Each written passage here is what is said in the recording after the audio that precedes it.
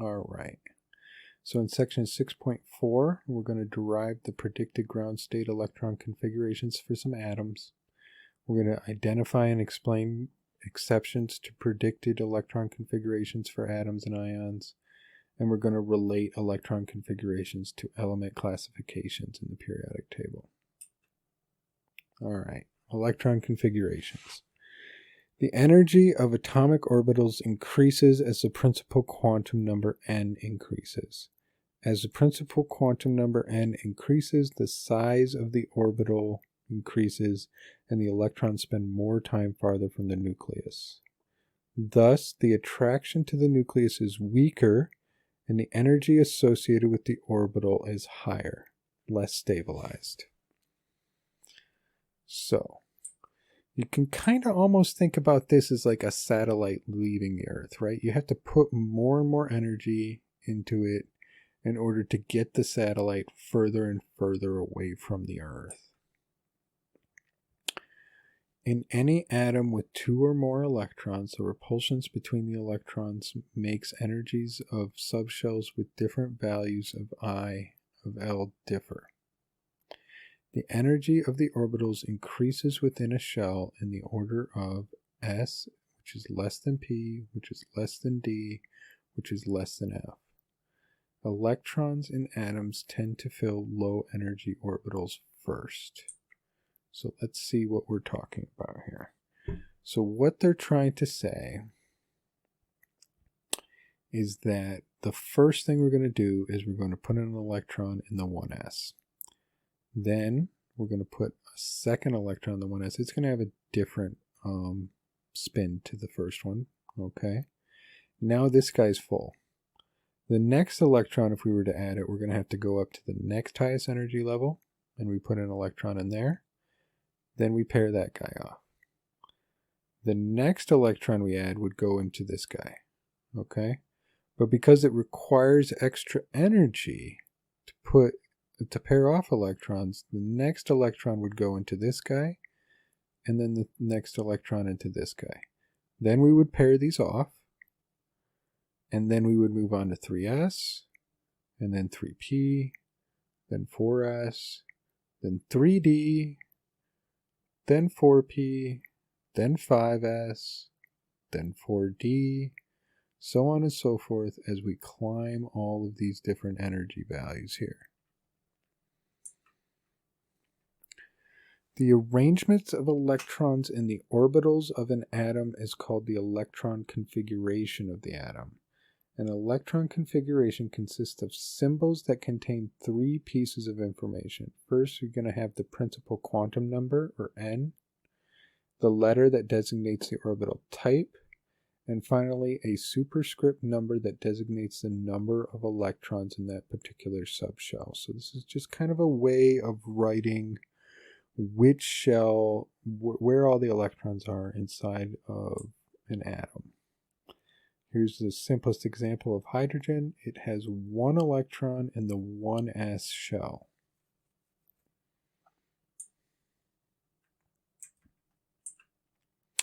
The Aufbau principle. To determine the electron configuration for an atom, we add a number of electrons equal to its atomic number.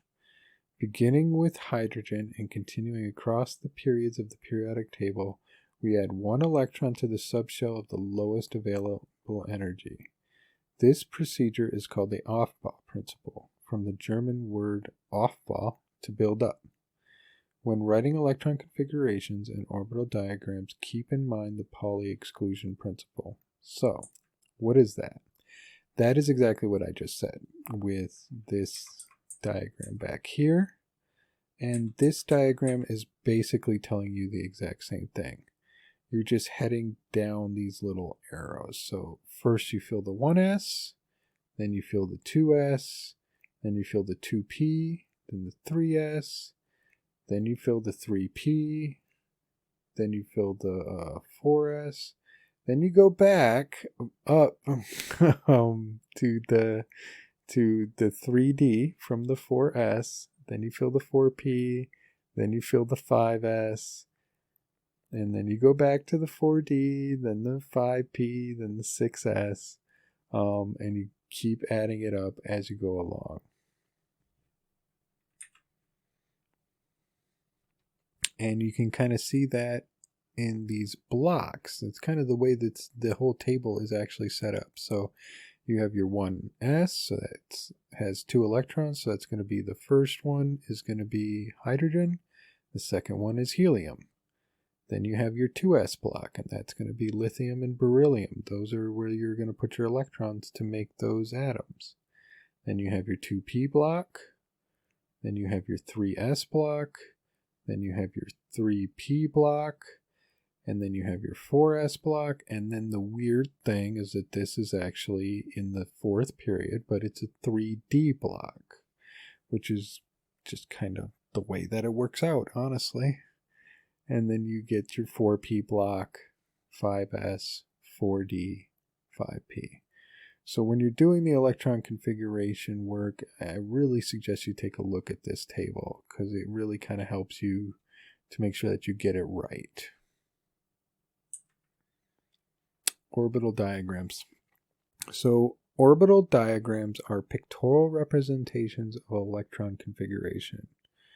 So rather than writing out numbers and letters, we're going to actually show it with little squares where we're writing in these electrons that you usually represent with these like little hooked arrows here. An upward arrow is going to indicate a positive spin, while a downward arrow is going to indicate a negative spin. So let's see here. So if we have helium in its ground state, neutral atom, it has a electron configuration of 1s2, so it's in the principal quantum number, it's in that s orbital, there's 2 of them, and we're going to write that by making a little square that represents that 1s orbital, and then writing 2 electrons in it with opposite spins. Then we're going to have lithium. Its electron configuration is 1s2, 2s1, so it's got 2 electrons in that 1s orbital, it's got 1 electron in that 2s orbital. If we write 2 blocks representing those 2 orbitals, 1s and 2s, we're going to put 2 electrons in that 1s and 1 electron in the 2s. And then beryllium would be our next guy, and you can see now we're pairing off those electrons. As we get into the P block, you can start to see that rule that I talked about before, where rather than immediately pairing off this guy, we're going to put 1 in each one of these orbitals, and it's not until there's 1 electron in all 3 of the p orbitals that we go back and start to pair them off. This is what's known as Hund's rule. Here we can see the examples as we fill out that p orbitals and start pairing them off. Okay, the difference between valence and core electrons. The electrons occupying the orbitals in the outermost shell, the highest value of n for that atom, are called the valence electrons. The electrons that are inside of that outer shell are all the core electrons, so all of the orbitals on the inside of that with n values less than the highest n value for that atom. The core electrons represent a noble gas electron configuration. Okay, so they're going to have an electron configuration that would be the same as one of the noble gases. And the electron configurations can be expressed in an abbreviated format by writing the noble gas that matches the core electron configuration along with the valence electron configuration. So let's see what they're talking about here. So if I had an electron So this is the electron configuration for sodium here. Then you can see the beginning of this, all its core electrons, the ones that don't have the highest principal number, are the same as the electron configuration for neon. So I will abbreviate it by replacing this whole first part with neon and then only writing out the valence portion after it. Here's some more examples using various different compounds, and this abbreviation using the noble gas. Here is a very convenient table that is going to help you to do that, where basically what it has here is just the valence electron configuration for each of these guys. So what you would do is say I want to do, calcium here, that's 4s2. I go back all the way over here to this ideal gas that precedes it here of argon, and I say the electron configuration for calcium is argon 4s2. Okay, for strontium it would be krypton 5s2. And doing that, you can kind of really quickly get from this table the proper electron configuration. Okay, there are some rules about the D subshells that are a little inconvenient for us. So beginning with the transition metal scandium, atomic number 21, additional electrons are added successively to the 3D subshells. D subshells are filled to capacity with 10 electrons. For L equal to 2, there are L times 2, or 2 times L plus 1, 5 values of ML. 5D orbitals have a combined capacity of 10 electrons. After the 3D subshell is filled, the electrons are next added to the 4p subshell. So like we talked about before, it doesn't exactly make sense, but it's the way that it plays out. For the two periods of inner transition metals, lanthanum through lutetium and actinium through lawrencium, electrons are added to the F subshell. This is where L is equal to 3. There are 7 of them. 7 values of ML, and the 7 F orbitals have a combined capacity of 14 electrons. Okay, here's where we're really getting into the exceptions though. There are some exceptions to the order of filling subshells. There is stability associated with half-filled or fully filled D subshell. An electron shifts from the 4s into the 3D subshell to achieve this stability. And here are some of our examples here. So, we would expect that copper would be 4s2, 3d9. Makes sense when we're filling it in. But in effect, it actually wants to fill this D subshell here. So one of the electrons is not in the 4s, it's actually in that 3d10. Same for chromium. We would expect it to be 4s2, 3d4, but in actuality it's 4s1 to 3d5. I point these out to you, but I'm actually not planning on asking you any kind of gotcha questions where this is really going to play into it. I try and make these questions pretty straightforward. Okay, electron configurations in the periodic table. The periodic table arranges atoms so that elements with the same chemical and physical properties are in the same group. Elements in the same group have similar valence electron configurations. Valence electrons play the most important role in chemical reactions. This describes why elements in the same group have similar chemical activity. Makes sense. Their electrons are arranged in the same way. They behave the same way. Main group elements or representative elements are those in which the last electron added enters into an s or a p orbital in the outermost shell. The valence electrons for main group elements are those with the highest n level. So here's an example. We have gallium. Gallium has 3 valence electrons, the 4s2 and the 4p1, and a completely filled 3d orbital counts as the core, not valence. Okay, so it's the ones with the highest n levels. It's not always necessarily just the ones that we've written the furthest to the right. Transition elements or transition metals are metallic elements in which the last electrons added enters a d orbital.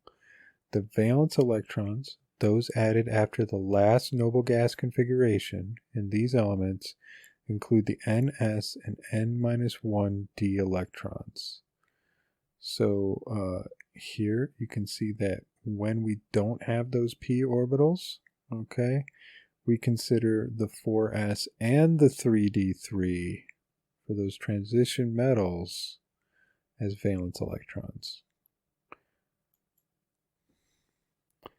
Inner transition elements are metallic elements in which the last electron added occupies an f orbital. The valence electrons, those added after the last noble gas configuration in these elements, include the ns, n-2f, and if present, the n-1 d subshells. So here we can see that we're going to include both this for promethium. We're going to include both the 6s and the f. Whoops. And the f subshell as being valence.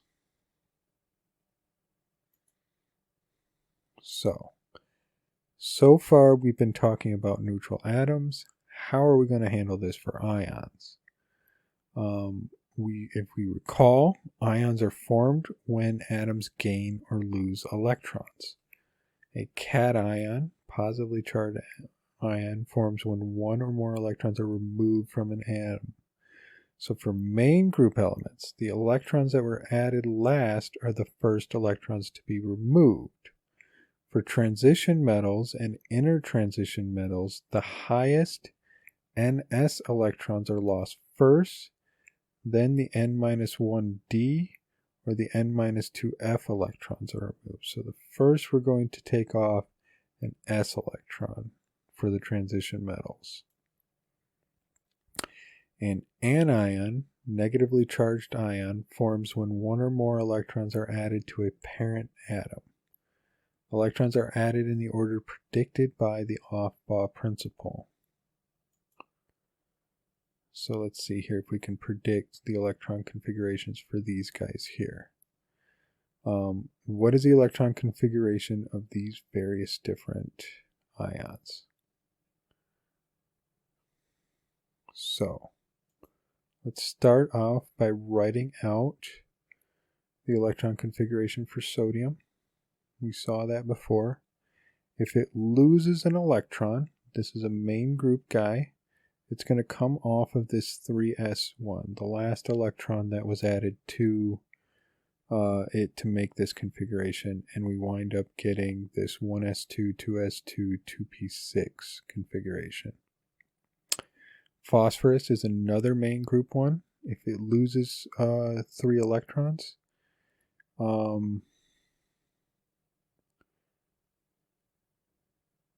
it gains 3 electrons. It's going to go into this 3p orbital right here, and we wind up with having 3p6 here to indicate the 3 gained electrons. Aluminum, if it goes and loses 2 electrons, it's going to come out. Again, this is main group. It's going to first lose this 3p, then it's going to lose a 3s. We wind up getting this electron configuration here. Iron, now we're into our transition metals, okay? If iron loses 2 electrons, and since it's a transition metal, they are removed from the 4s orbital first. So we're going to go to this highest s orbital, and we're going to take those 2 electrons from it, and it's going to keep its d orbitals. For Sm, we have a very long complicated electron configuration here, but we're not going to get too freaked out about that. If it loses 3 electrons, the first 2 will be lost from the 6s orbital, right? So it's following the same rule up here, where you're going to highest n and losing the s orbital first, but we still need to lose one more, and that orbital is going to come from its highest f orbitals. And we wind up getting this electron configuration here. So first you get rid of that 6s, then you start stealing from the f orbital there.